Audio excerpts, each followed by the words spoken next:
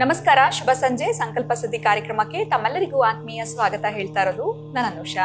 ನಿಮ್ಮ ಜೀವನದಲ್ಲಿ ಬರ್ತಿರುವಂತಹ ತೊಂದರೆಗಳು, ಕಷ್ಟಗಳು, ಸಮಸ್ಯೆಗಳು, ಎಲ್ಲಾ ರೀತಿಯಾಗಿರುವಂತಹ ಪೂಜೆ ಪುನಸ್ಕಾರಗಳನ್ನ ಮಾಡಿದೀವಿ, ಆದ್ರೂ ಕೂಡ ಇರುವಂತಹ ಸಮಸ್ಯೆಯಿಂದ ಹೊರಗಡೆ ಬರಕ್ಕಾಗ್ತಿಲ್ಲ ಅಂದ್ರೆ ಖಂಡಿತವಾಗ್ಲೂ ಚಿಂತೆ ಮಾಡಬೇಡಿ. ಇವತ್ತೇ ಈಗಲೇ ನೀವು ಅಕ್ಷಯ ವೃಕ್ಷವನ್ನ ಬರ್ಮಾಡ್ಕೊಳ್ಬಹುದು.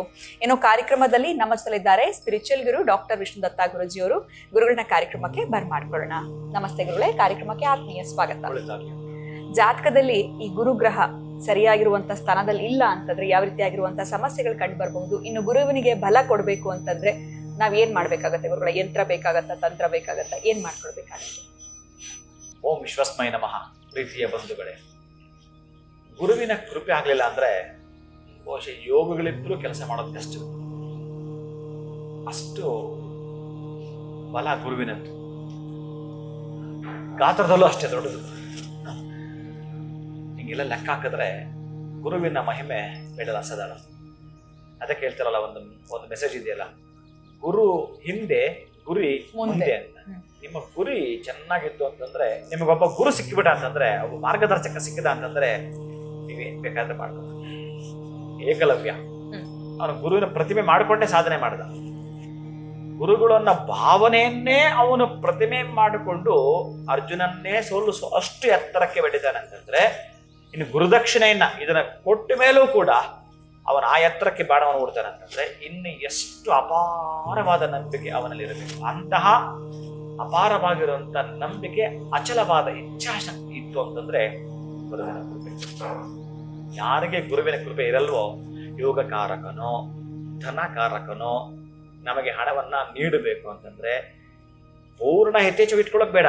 ಆ ಸಮಯಕ್ಕೆ, ಆ ಕಷ್ಟ ಕಾಲಕ್ಕೆ ಏನು ಪಡಿಪಾಟ್ಲು ಈ ಕಡೆದ ಆ ಕಡೆ ಅವನಿದ್ದ ಅಂತಂದ್ರೆ ಈ ಪಡಿಪಾಟ್ಲು ಇರಲ್ಲ. ಅದಕ್ಕಾಗಿ ಗುರುವಿನ ಕೃಪೆ ಇರಬೇಕು. ಒಂದು ಕಲ್ಯಾಣವಾಗಬೇಕು, ಮನೆಯಲ್ಲಿ ಒಳ್ಳೆಯ ಕೆಲಸಗಳು ಜರುಗಬೇಕು, ಶುಭ ಕಾರ್ಯಗಳಾಗಬೇಕು ಅಂತಂದು, ಪುತ್ರನನ್ನ ಪಡ್ಕೊಳ್ಬೇಕಾದ್ರೂ ಕೂಡ ಇವೆಲ್ಲವೂ ಕೂಡ ಬೇಕು ಅಂತಂದ್ರೆ ಒಟ್ಟಾರೆ ಗುರುವಿನ ಕೃಪೆ ಇಲ್ಲದೆ ಹಣವನ್ನು ನೋಡಲು ಸಾಧ್ಯವೇ?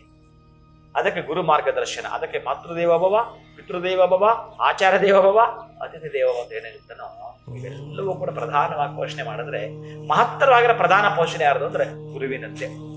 ಎಲ್ಲಿಂದ ಎಲ್ಲಿಗೆ ಮಾತಾಡ್ತಾನೆ ಅಂತಂದ್ರೆ, ಬಹುಶಃ ಗುರುಗಳ ಬಗ್ಗೆ ಏನಾದ್ರೂ ನಾವು ಮಾತಾಡಕ್ಕೆ ಹೋಗ್ತೀವಿ ಅಂತಂದ್ರೆ ಒಂದಷ್ಟು ವಿಚಾರ ಮಂಥನ ಅಂತ ಮಾಡಿದಾಗ, ಈ ಸಮುದ್ರದ ನೀರಿದೆಯಲ್ಲ, ಆ ನೀರನ್ನ ಮೊದಲು ಇಂಕ್ ಪೆನ್ ಅಂತ ಬಳಸ್ತಾ ಇದ್ರು. ಈಗ ಅದೆಲ್ಲ ಹೋಯ್ತು, ಪಥ್ಯ ಇಲ್ಲ. ಇಂಕ್ ಅದನ್ನ ಶಾಯಿಯಾಗಿ ಬಳಸ್ಕೊಡೋದು. ಮೇರು ಪರ್ವತ ಇದೆಯಲ್ಲ, ಆ ಮೇರು ಪರ್ವತವನ್ನೇ ಪೆನ್ ಆಗಿ ಬಳಸ್ಕೊಡೋದು. ಈ ಸಮುದ್ರವನ್ನ ಇಂಕ್ ಆಗಿ ಬಳಸ್ಕೊಡೋದು. ಈ ಭೂಮಿಯನ್ನ ಪ್ಯಾಡ್ ಆಗಿ ಬಳಸ್ಕೊಡೋದು. ಆಕಾಶವನ್ನ ಹಾಳೆಯಾಗಿ ಮಾಡ್ಕೊಡೋದು.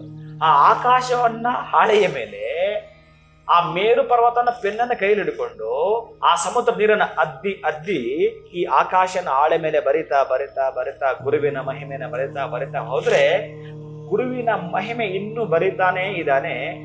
ಯಾವತ್ತೂ ಬತ್ತು ಹೋಗ್ತಿ ಇರ್ತಕ್ಕಂಥ ಆ ಸಮುದ್ರ ಅದನ್ನ ಬಳಸ್ಕೊಂತಾ ಇದೀವಲ್ಲ, ಅದನ್ನ ಬಳಸ್ಕೊಂಡು ಅದು ಬತ್ತೇ ಹೋಯ್ತಂತೆ. ಮೇರು ಪರ್ವತ ಯಾವಾಗಲೂ ಕರಗಲ್ಲ. ಅಂತಹ ಮೇರು ಪರ್ವತನ ಪೆನ್ನಿನ ನಿಬ್ಬಿತ್ತಲ್ಲ, ಅದು ಸೌದೆ ಹೋಗುತ್ತಂತೆ.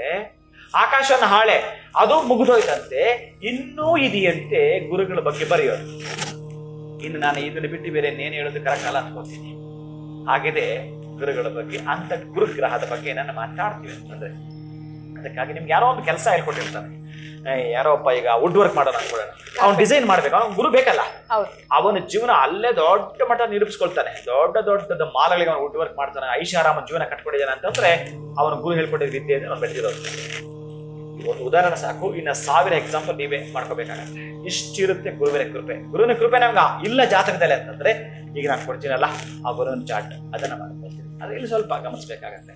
ಅವರ ವರ್ಣವನ್ನ ತೆಗೆದುಕೊಡ್ತೇನೆ ನಾನು, ಅವರಿಗೆ ಸಂಬಂಧಪಟ್ಟಾಗ ಬತ್ತಡಕೆಯನ್ನ ನಾನು ತೆಗೆದುಕೊಳ್ತೇನೆ. ಇಲ್ಲಿ ಸ್ವಲ್ಪ ನೀವು ಗಮನಿಸಬೇಕಾಗಿರತಕ್ಕಂಥದ್ದು. ಇನ್ನೊಂದು ಗುರುವಿನ ಇಲ್ಲ ಅಂತಂದ್ರೆ ಏನೇನು ನಡೀತು ಅಂತ ನಿಮಗೆ ಗೊತ್ತಿದೆ, ನಡೆದಿರುತ್ತೆ ಕೂಡ. ಇನ್ನು ನಾನು ಏನಿದ್ರ ಮೇಲೆ ನಿಮ್ಮ ಸುತ್ತ, ನಿಮ್ಮ ಜೇಬು ಸುತ್ತ, ನಿಮ್ಮ ಮನೆ ಸುತ್ತ, ನಿಮ್ಮ ಸುತ್ತ ಒಂದು ಪಾಸಿಟಿವ್ ವೈಬ್ಸ್ ತುಂಬಿರ್ಬೇಕು ಅಂತಂದ್ರೆ ಈ ಯಂತ್ರ ರಚನೆಯನ್ನ ನೀವು ಮಾಡಿಕೊಡ್ತೀರಿ. ಏನು ಮಾಡಿಕೊಡ್ಬೇಕು? ಹನುಮಂತನಿಗೆ ಬಡಿತೀರಲ್ಲ, ಅದು ನೋಡಿರ್ತೀನಿ, ಕುಂಕುಮ ಕೇಸರಿ ಅಂತ. ಆ ಕುಂಕುಮ ಅನ್ನೋದು ಬೇರೆ, ಕೇಸರಿ ಅನ್ನೋದು ಬೇರೆ ಇರುತ್ತೆ. ಹನುಮಂತನಿಗೆ ಬಡಿತಕ್ಕಂಥದ್ದು ಏನು ಕೇಸರಿ ಇದೆಯೋ ಆ ಕೇಸರಿಯನ್ನ ಪೌಡರ್ ತಗೊಳ್ಳಿ. ನೀವು ಮತ್ತೆ ಬೇರೆ ಏನೇನೋ ಅದು ಲಿಕ್ವಿಡ್ ಎಲ್ಲ ತಗೊಳ್ಳೋದು ಬೇಡ. ಆ ಪೌಡರ್ ತಗೊಂಡು ಒಂದು ಅಲ್ಲೂ ಕೂಡ ತಟ್ಟೆ ನೀವು ಸಾಧ್ಯವಾದಷ್ಟು ಬಳಸ್ತೀನಿ ಅಂತಂದ್ರೆ ಬ್ರಾಸ್ ತಟ್ಟೆಯನ್ನು ಬಳಸ್ತಕ್ಕಂತಹದ್ದು. ಆ ಬ್ರಾಸ್ ವರ್ಣದಲ್ಲಿ ಈ ಕೇಸರಿಯನ್ನು ಹಾಕುವಂಥದ್ದು, ಅದರ ಮೇಲೆ ಬರೆಯತಕ್ಕಂಥದ್ದು. ಗುರುವಿಗೆ ಸಂಬಂಧಪಟ್ಟ ಒಂದು ಮರ ಅಂತಂದ್ರೆ ಅದು ಅರಳಿ ಮರ. ಅರಳಿ ಕಡ್ಡಿಯಿಂದ ನೀವು ಈ ಸಂಖ್ಯೆಗಳನ್ನ ಬರೆಯತಕ್ಕಂತಹದ್ದು. ಅಲ್ಲಿ ನೀವು ಈ ರಾಘವೇಂದ್ರ ಸ್ವಾಮಿ ಮಠದಲ್ಲಿ ಪ್ರಸಾದ ಕೊಡ್ತಾರೆ, ಹಳದಿ ಪ್ರಸಾದ. ಆ ತರಹದ್ದು ನೀವು ಮನೆಯಲ್ಲೇ ಕೇಸರಿ ಬಾತ್, ಹಳದಿ ವರ್ಣದ ಕೇಸರಿ ಬಾತನ್ನ ಮಾಡಿ ನೈವೇದ್ಯ ಮಾಡಿ ಮೊದಲು ಪ್ರಾರಂಭ ಮಾಡೋ ದಿವಸ ಇದನ್ನ ಮಾಡಿಕೊಡುತ್ತಾ ನಮಸ್ಕಾರ ಮಾಡ್ಕೊಂಡು, ನಾನು ಹೇಳ್ತಿರೋದು ಗುರುಗ್ರಹ ಅನುಗ್ರಹ ಆಗಲೇ ಇಲ್ಲ ನಮಗೆ, ನಮ್ಮ ಜೀವನ ಪರ್ಯಂತ ದಟ್ಟದಾರಿದ್ರವೇ ಅನುಭವಿಸಿದ್ದೇನೆ ಇದೊಂದು ಸ್ವಲ್ಪ ರೆಮಿಡಿಯನ್ನ ಮಾಡ್ಕೊಳ್ತಕ್ಕಂತಹದ್ದನ್ನ ಮಾಡ್ಕೊಳ್ತಾ ನಂತರ ಅದನ್ನ ಹಣಗಿಟ್ಕೊಳ್ತಕ್ಕಂತಹದ್ದು. ಒಂದಷ್ಟು ನೀವು ಪೇಪರ್ಗೆ ಹಾಕೊಳ್ತಾ ಹನುಮಂತನ ದೇವಸ್ಥಾನದಲ್ಲಿ ಹಾಕಿರ್ತಾರೆ ಒಂದು ಬೌಲ್ಗೆ, ಅಲ್ಲಿ ಹೋಗಿ ಹಾಕೊಡೋದು. ಒಂದಷ್ಟು ಇಟ್ಕೊಳ್ಳಬೇಕು ಕೂಡ, ನೀವು ಅಷ್ಟು ಜನಕ್ಕೆ ಟ್ರಾನ್ಸ್ಫರ್ ಮಾಡ್ಬೇಕು, ಇದನ್ನ ಸಹಾಯ ಮಾಡ್ಬೇಕಾಗುತ್ತೆ. ನೀವು ಇದನ್ನ ಮಾಡತಕ್ಕಂಥದ್ದು. ಭಿಕ್ಷುಕರಿಗೆ ಒಂದಷ್ಟು ದಿನ ನಿಮ್ಗೆ ಸಾಧ್ಯ ಆದಷ್ಟು 1 ತಿಂಗಳಲ್ಲಿ ಅವಾಗ ಕೊಡ್ತೀರ, ಕಂಟಿನ್ಯೂ ಮಾಡ್ತೀರ ಗೊತ್ತಿಲ್ಲ.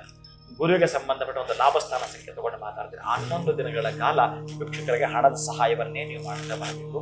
ಇದರ ಮುಟ್ಟಿ ನಮಸ್ಕಾರ ಮಾಡ್ಕೊಳ್ಬೇಕು, ಹಣಗೆ ಇಟ್ಕೊಳ್ಬೇಕು. ನೀವು ಗುರುವಿನ ಈ ಚಾರ್ಟ್ ನಿಮ್ಮ ಹತ್ರ ಇಟ್ಕೊಳ್ತೀರಿ, ಮತ್ತೆ ಅದನ್ನ ಸಂಪೂರ್ಣವಾಗಿ ಒಂದು ಡಬ್ಬಿಯಲ್ಲಿ ಹಾಕೊಳ್ತೀರಿ. ಹಣಗೆ ಇಟ್ಕೊಳ್ತಾ ಗುರುವಿನ ಮಂತ್ರ ಹೇಳ್ಕೊಂಡು ನೀವು ಯಾವುದು ಬಂದ್ರು ಗುರುವಿನ ಅಷ್ಟೋತ್ತರ ಆದ್ರೂ ಸರಿನೇ, ದೇವಾನಾಂಚ ಋಷೀನಾಂಚ ಆದ್ರೂ ಸರಿನೇ, ಗುರುರ್ ಬ್ರಹ್ಮ ಗುರುರ್ ವಿಷ್ಣು ಗುರುರ್ ದೇವ ಮಹೇಶ್ವರ ಗುರು ಸಾಕ್ಷಾತ್ ಪರಬ್ರಹ್ಮ ತಸ್ಮೈ ಶ್ರೀ ಗುರುವೇ ನಮಃ. ವಿಷ್ಣು ಆಗಿರಬಹುದು, ಬ್ರಹ್ಮ ಆಗಿರಬಹುದು, ಶಿವ ಆಗಿರಬಹುದು, ನಮಗೆ ಇವರೆಲ್ಲರೂ ಕೂಡ ಗುರುಗಳೇ ಅಂತ ಕೂಡ ಹೇಳಿದ್ದಾರೆ. ಅದಕ್ಕಾಗಿ ಅವರ ಸ್ಮರಣೆ ಮಾಡ್ತಾ ಬನ್ನಿ. ನಿಮ್ಮ ಜೀವನಕ್ಕೆ ಅವರ ಗುರು ಮಾರ್ಗದರ್ಶನವನ್ನು ಮಾಡುತ್ತಾ ಏನು ಬೇಕೋ ಅದನ್ನಷ್ಟೇ ಕೊಡ್ತಾರೆ. ಖಂಡಿತ ಗುರುಗಳೇ. ಸೊ ಎಲ್ಲೋ ಒಂದು ಕಡೆ ಜಾತಕದಲ್ಲಿ ಗುರು ಬಲವಾಗಿಲ್ಲ ಅಂತಂದ್ರೆ ಏನ್ ಮಾಡ್ಕೊಳ್ಬೇಕು ಅಂತ ಗುರುಗಳಾಗಿರುವ ನಿಮ್ಮಿಂದ ನಮ್ಮೆಲ್ರಿಗೂ ಕೂಡ ಮಾಹಿತಿಯನ್ನು ತಿಳಿಸ್ಕೊಟ್ಟಿದ್ದೀರಾ. ಧನ್ಯವಾದಗಳು ತಮಗೆ. ನಮಸ್ಕಾರ. ಹರೇ ಶ್ರೀನಿವಾಸ. ನಿಮ್ಮ ಜಾತಕದಲ್ಲಿ ಕೂಡ ಗುರು ಬಲವಾಗಿಲ್ಲ ಅಂತಂದ್ರೆ ಈಗಷ್ಟೇ ಗುರುಗಳು ತಿಳಿಸಿರುವಂತಹ ಈ ಒಂದು ಯಂತ್ರದ ರಚನೆಯನ್ನ ಹೇಗೆ ಮಾಡ್ಕೊಳ್ಬೇಕು ಅಂತ ತಿಳಿಸ್ಕೊಟ್ಟಿದ್ದಾರೆ. ಇದನ್ನ ಮಾಡ್ಕೊಳ್ಬಹುದು. ಮಾರ್ಚ್ 29ನೇ ತಾರೀಕು ಕೆಲವೇ ದಿನಗಳಿರುವಂತದ್ದು. ಶನಿ ಬದಲಾವಣೆ ಆಗ್ತಾ ಇರೋದು ಪ್ರಯುಕ್ತ ವಿಶೇಷವಾಗಿರುವಂತಹ ಶನೀಶ್ವರ ಹೋಮದ ಕಾರ್ಯಕ್ರಮ ಬಹಳ ಅದ್ದೂರಿಯಾಗಿ ನಡೀತಾ ಇದೆ. ನೀವು ಕೂಡ ಇದರಲ್ಲಿ ಪಾಲ್ಗೊಳ್ಳೋದಕ್ಕೆ ಅವಕಾಶ ಇರುತ್ತೆ ಅಂತ ಹೇಳ್ತಾ ವಿಡಿಯೋನ ಮುಗಿಸುವಂತಹ ಸಮಯ ಆಗಿದೆ. ನಮಸ್ಕಾರ.